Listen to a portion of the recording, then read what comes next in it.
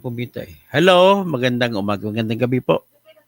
Ang ating pag-usapan ngayon ay yung katotohanan na walang korupsyon na mangyayari kung ayaw ng Pangulo sa mga project sa DPWH, sa project sa AKAP, sa AX, kung ano mang ayuda. Wala pong mangyayaring korupsyon kung ayaw ni BBM.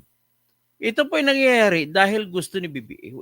Gusto o di kaya hindi kaya ni BBM tanggihan yung mga congressmen, lalo ng kanyang speaker na kanyang buong pinsang buo na napaka-corrupt ng tambaluslos na yan. Yan po ang pinakatotoo sa lahat yan. So, kailan kaya mangyayari yan? Mangyayari lang yan kung ang ating Pangulo ay ayaw ng korupsyon ng mga congressmen. Yan po ang matibay na katotohanan. Tingnan mo. Tingnan natin ang proseso. Sa proseso ng pagpapatupad ng flood control projects ay ganito po yan. Ang mga congressman nakikialam sa mga pagsasagawa pa lamang ng budget. Sa pagsasagawa ng budget, ang may control dyan yung speaker.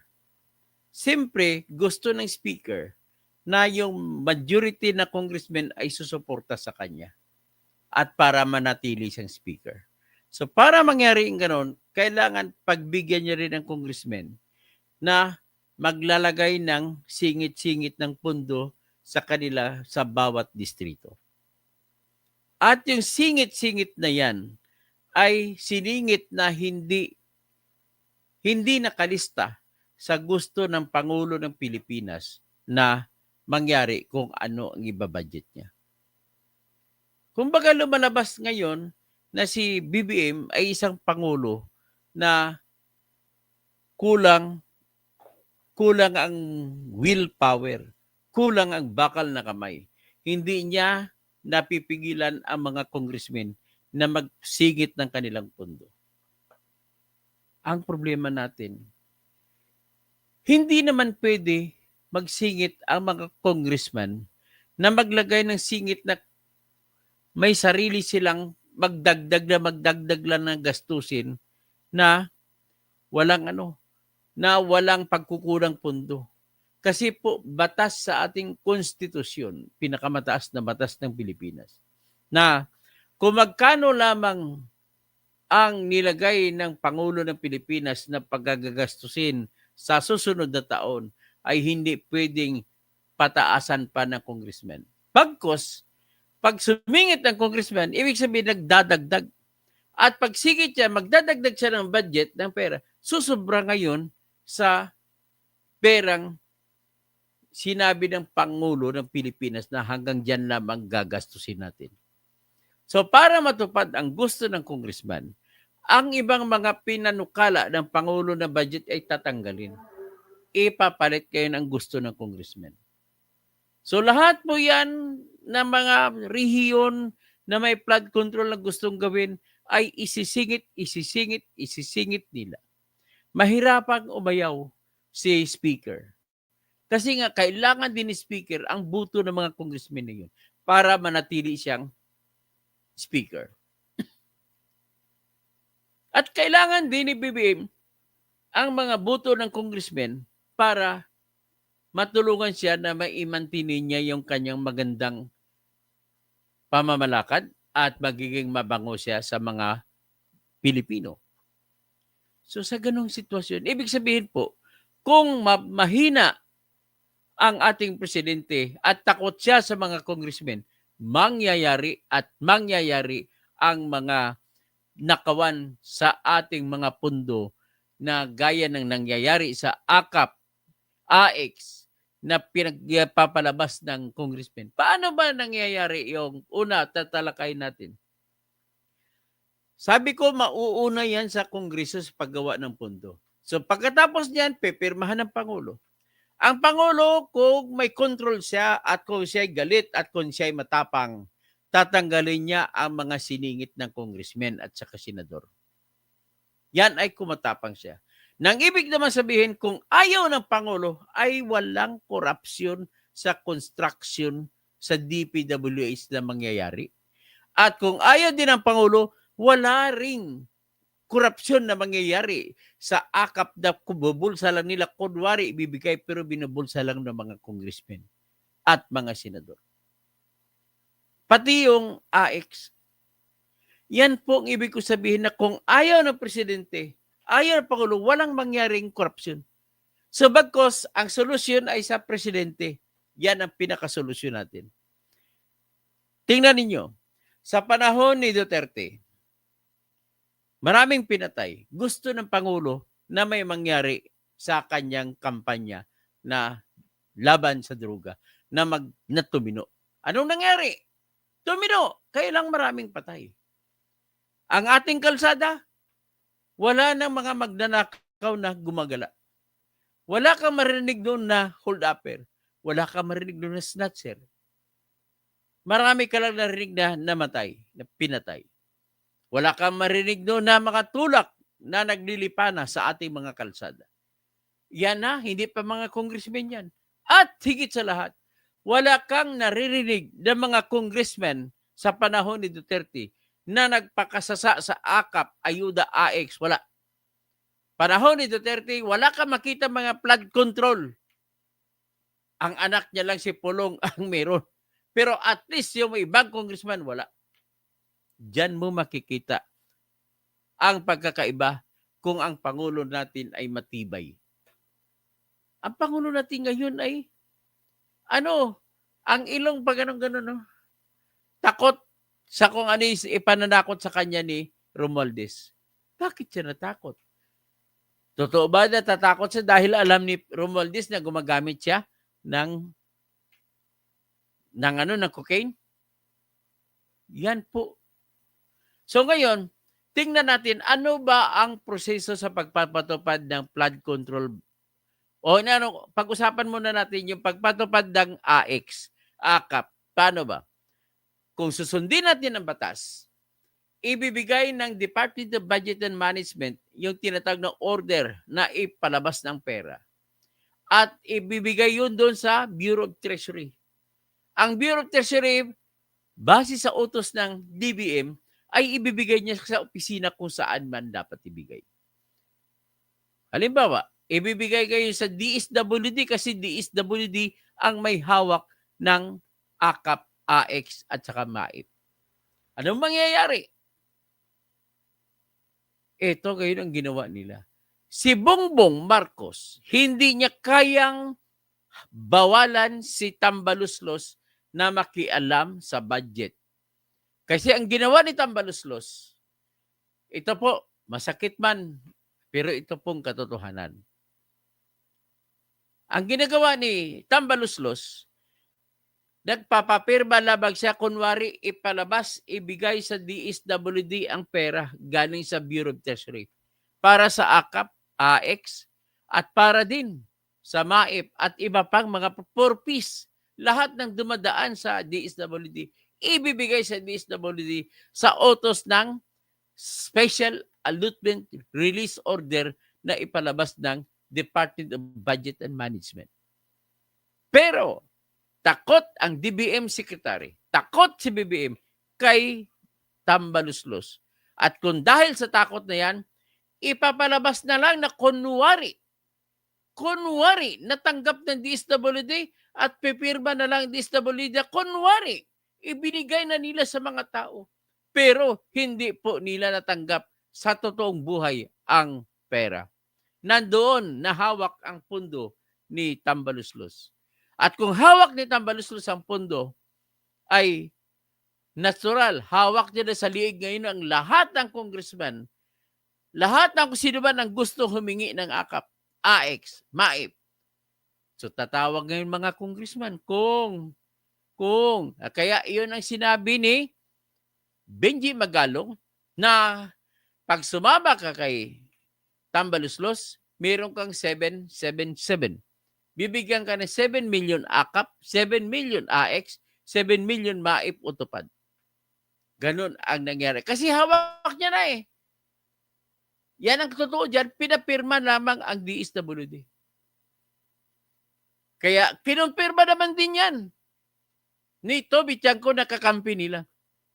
Ano sabi ni Toby Chanko? Oh, maglabasan tayo ng cellphone.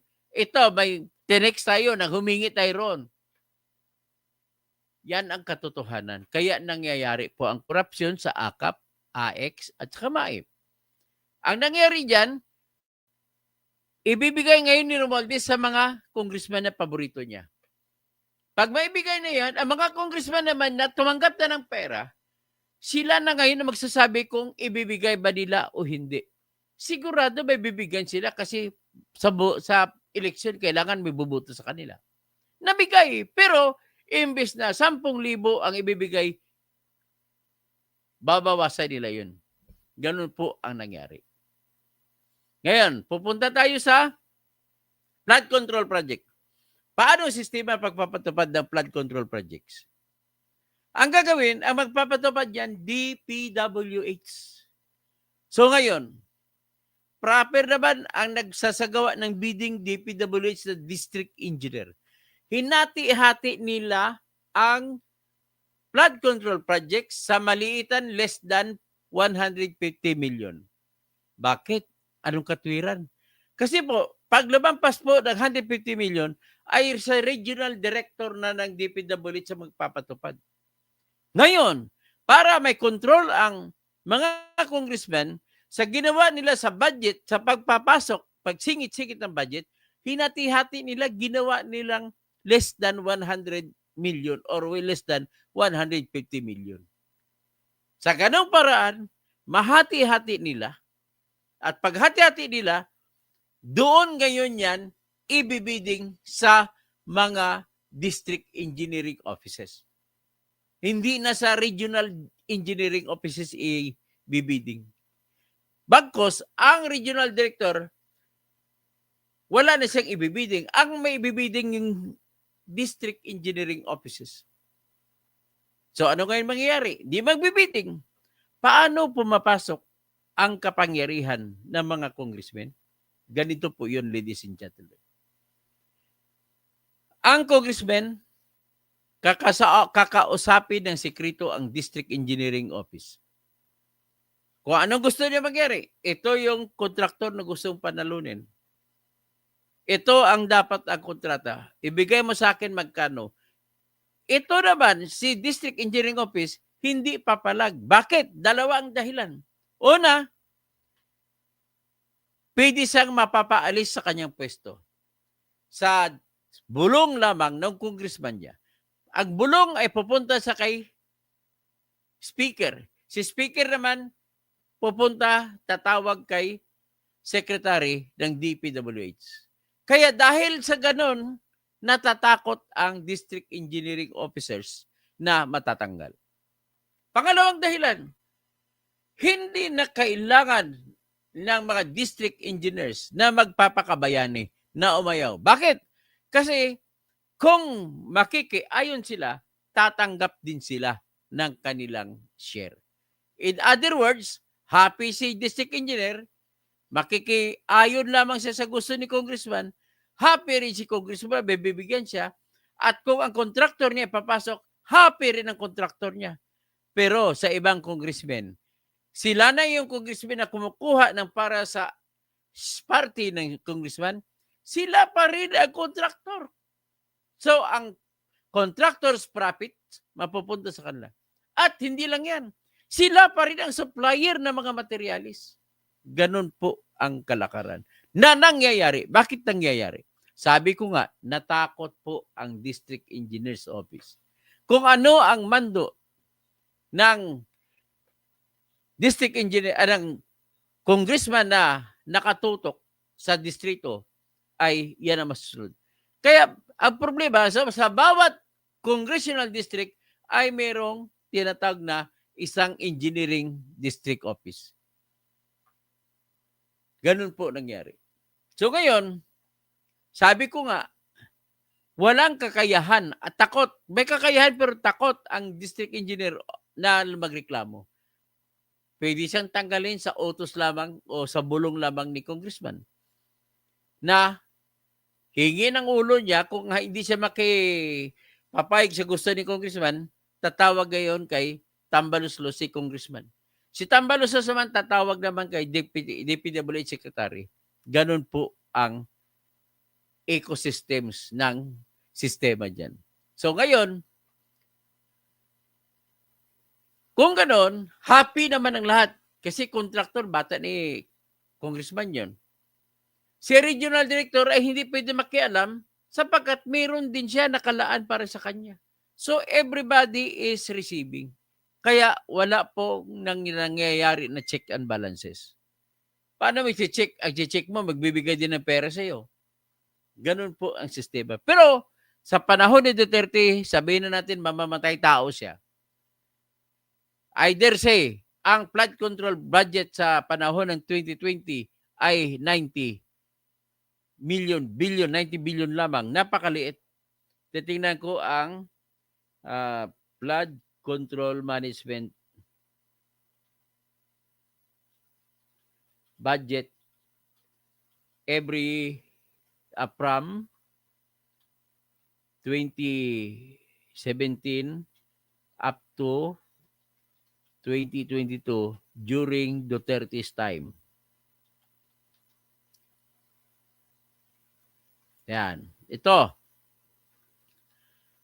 Sa taong 2017, 79 billion lamang ang flood control project.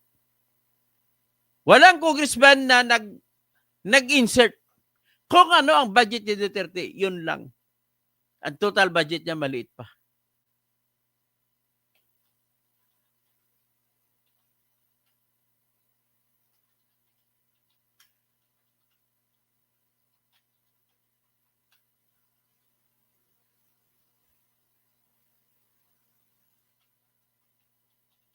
Total budget in General Appropriations Act.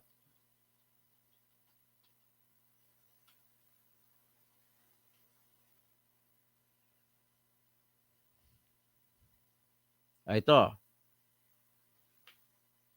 Noong 2017, unang naging presidente si Duterte, ang total kabuang budget lang ay 3.35 trillion pesos.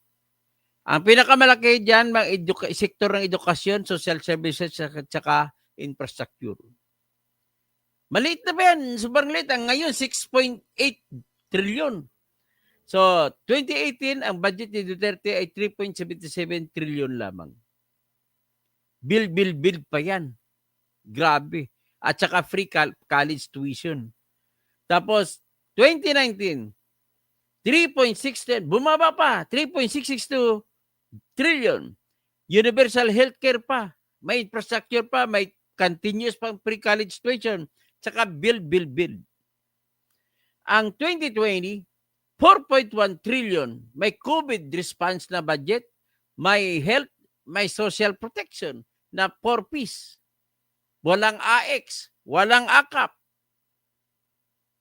Gayon, 2021, 4.506 trillion, may pandemic pa rin. Pandemic recovery, tsaka vaccine procurement. Tapos 2022, 5.024 trillion, resilience, recovery, infrastructure. Ang liit. Tapos ang budget naman ni Duterte sa flood control, 2017, 79 billion lamang. Tapos 2018, 108 billion.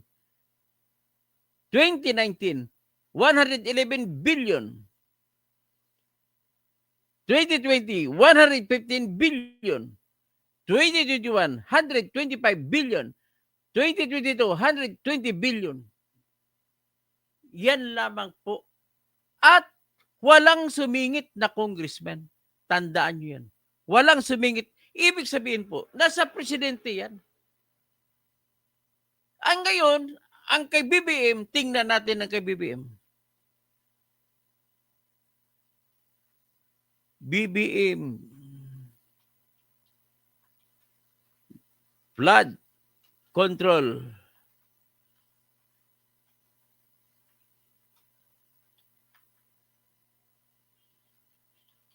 management budget every year from 2018 at 2023 to 2026. 2026. Yan. Kay Bongbong Marcos, 2023, 175 billion? No, hindi. 200 plus billion to.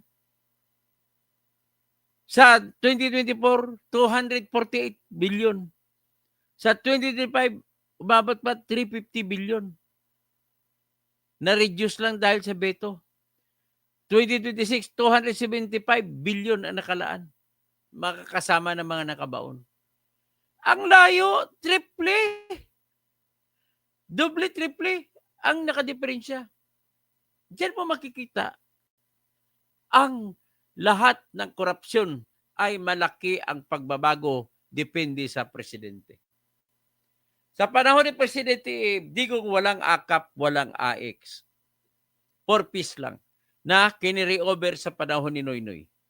Panahon pa ni Gloria yung 4 piece. So, diyan mo makikita ang pagkakaiba. Sa presidente yan. Ang presidente ngayon, dahil naman nangyari sa mga ganon, dahil gusto ng presidente, ang presidente natin ay tali ang kamay niya. At nagpapatali siya. Wala siyang kakayahan. Oh, sa totoo lang, tanggalin mo lang yung mga namatay sa war on drugs na pinaka-the best na president si Digong. Pagdating mo, anong korupsyon niya? Sa Parmali lamang, konti pa, 14 billion lang. Sa ngayon, grabe. Oh, aminin nyo man sa hindi, let us face the truth. That is the truth. Ito si Duterte kasi sa totoo lang, Amil. Kaya magaling itong si Duterte kasi may dugong Maranao ito, may dugong Lukman. Pagkamukha sa ni Attorney Lukman. 'Di ba? Pakita mo, 'di ba, Amel? Pag malayo si Duterte ay parang si Kuya Attorney Lukman. Sino ba yung natin imisyuan na abogado sa Attorney Lukman? Ganun ang para silang siya para para magpinagbiyak na magpipinsan Sa bagay, sa panahon lang ni Duterte nabuo ang BARM. So, yan po ang katwiran. Iyan ang pagkakaiba na malaki ni BBM at saka ni Duterte. Ang kasalanan ng Duterte dito, maraming namatay sa war on drugs. Yan lang po. Pinakamalaking kasalanan niya. At saka sa flood control, si Pulong lang ang kumita. Oh. Ibang congressman, wala nang gumalaw. Wala makapalag. Ngayon, mas matapang pa congressman kay BBM. Yan po ang problema ng bayan. Nakahanap ko na ng si Benrick naman sabi niya, every admin tumataas ang budget. O bakit tumaas yung budget kay mababa ang kay PRRD. Kung itanong kay Pinoy, kumpara kung ang nagdagdag lang para sa bill lang. O ang last budget ni ang last budget ni Duterte 5.024 trillion. So tingnan natin ang national budget at GAA of BBM from 2023 to 2026. Ito, binabasa kong AI. 2023, 5.3 trillion ang budget ni BBM. Ang laki ng tinalon mula kay Duterte, 5 trillion lang. 2024, 5.8 trillion ang budget ni Bongbong Marcos. 2025, ang budget niya 6.3 to 6 trillion. Halos isang trillion na tinaas. 2026, 6.8 trillion. Tingnan mo yan. Para mapunta lang sa mga korupsyon. Yan ang bata ni Benrick Lamador. Oh. Di ba, Benrick Lamador? Yan naman katotohanan. Hindi natin ma-deny yan. Katotohanan yan. At lahat ng congressman ngayon corrupt dahil si BBM ay corrupt. Si Tambaluslos ang naghahari. Panahon ni Duterte, speaker, si Macaarte nun lagi, si Kwan lang. Si Senator Caldero Cayetano. Pero hindi siya makaasta na maayos. Pinatanggal pa nga siya, pinagpalit siya kay Lord Alan Velasco. Yan po, kung ikumpara natin, ibig sabihin, pag tinanggal mo lang yung mga namatay, tinanggalin mo yung Parmali, tanggalin mo sa administrasyon ni Duterte, the best president ever siya. Ganon po ang katotohanan. Argo, salamat sa info, host. Hindi yan binabanggit sa mainstream media. Yan ang talagang totoong impormasyon. Bakit si Pinoy? Matagal na yun si Pinoy. Maayos din ang programa ni Pinoy, pero marami din korupsyon. Pero at least maayos. Generally. Tingnan natin kay Pinoy. Babanggit-banggit ka reklamador. Sige, tingnan natin kay Pinoy. Pinoy budget for flood control management from 2011 to 2016.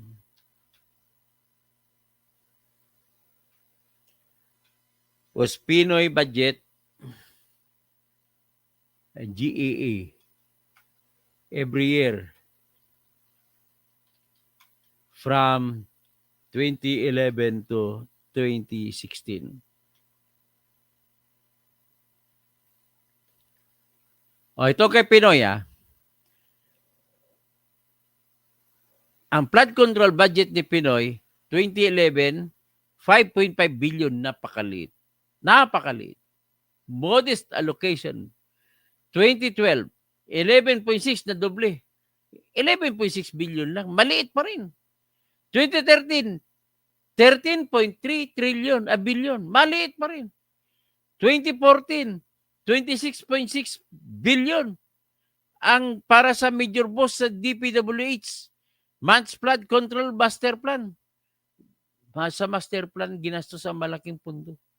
Tapos, 2015, maliit pa rin, 38.3 billion. Continued infrastructure push. Tapos 2016, 42.7 billion. O yan ang pinakamataas niya. Tapos kay Duterte, 2017, nagkasunod.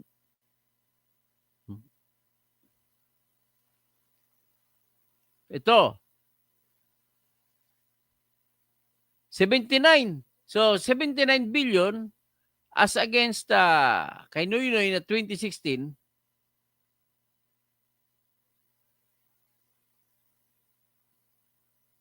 2016 budget ni Pinoy sa baha ay 42.7. So, halos kulang-kulang magdoble.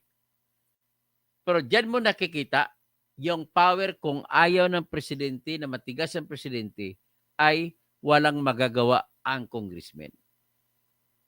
Ngayon, tingnan natin sa budget ni Pinoy sa kanyang pag-upo.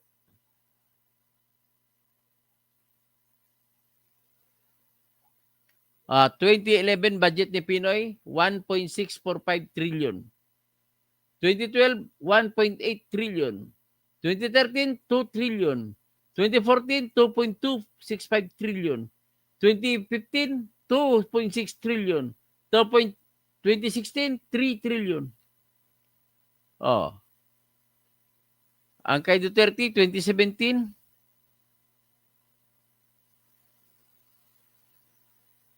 3.35 trillion. Kumpara mo kay Noynoy na 2016, 3.02. So, sa maliit na mga budget ng mga dating Pangulo ay maliit. Pero walang nangyayari ganitong klaseng kagrapal, sobrang kagrapal na flood control. Si BBM. Sige na, baka dipinsan mo pa si BBM. So, ibig sabihin, best president si Digong kung wala lang yung mga namatay. Kasi bakit? Sa kay Noynoy, maraming drug addict. Maraming corruption din. Kay Gloria lalo. Pero sa panahon ni Duterte, at least, mga kaibigan lang niyang addict. Oh. Di ba? Ganun lang kasimple. Yan po ang katotohanan na hindi mo maitatanggi. Ben Reklamador. Bakit kasi Reklamador pangalan mo? Sino nireklamuhan mo? Si Noynoy? Si BBM? Si Duterte? Ay, nako. Siguro addict ito si Ben Reklamador kaya galit kay Duterte. Ay, nako. Oknek, mas maliit talaga ang expenditure ni Pinoy. Tama, mas maliit ang expenditure ni Pinoy. Sa Queen Strawberry, di ba dapat isama mo rin inflation? Ay, inflation, hindi naman pang matagalan ang inflation. Tandaan mo ang inflation. Tinawag na inflation kasi pang temporary lang yan. Umaangat kasi na walang harvest, bumababa pag harvest, yan ang inflation. Lahat po ng inflation ay temporary lang yan. Hindi yan sukatan ng ekonomiya. Nagmahal ang munggo, nagbarato ang munggo. Ganun lang yan. O, tapos, pero sa judgment ko, Ben Reklamador, I beg your pardon, the best president, President Duterte minus the drug wars. Ganun lang. Hindi, drug war, okay lang. Yung yung maraming namatay. Tanggalin mo na maraming namatay. Ay, sino pa? Si Virgie Pequero, Duterte, the best president in the Philippines ever, Tatay Digong. So, Bing Liwag, lahat corrupt, shirt, corrupt. Ay, pero ang lahat corrupt, ang tatanungin natin, sino pinaka-corrupt? Yun, si BBM nagpa-administrasyon. Grabe. Flood control dito, flood control doon, billion. Mahigit 1 trillion ang ninakaw sa dugo, sa kwan lang. Sa flood control lang. Sabi ni Argo, salamat sa info host. Hindi ang binabanggit sa mainstream media. Ben Reklamador, compare mo kay Pinoy. Yun. Kinumpare na natin. Patas lang tayo sa ating vlogging. Oknek J, good evening Dr. Toto Kausing. Ben Reklamador, every admin tumataas ang budget. Ay, nako. Huwag ka na magbigay nga ng ano. Kasi kung ako presidente, liliit ang budget. Sinisiguro ko sa iyo. Amil Muti Talib. Yes po, Doc. Attorney Engineer Totsky. Amil Muti Talib. Assalamualaikum. Alaikum assalam. Syukran mga pagari ko akan. Ang mga pakat-akan, sisi sa channel akan ni Manto.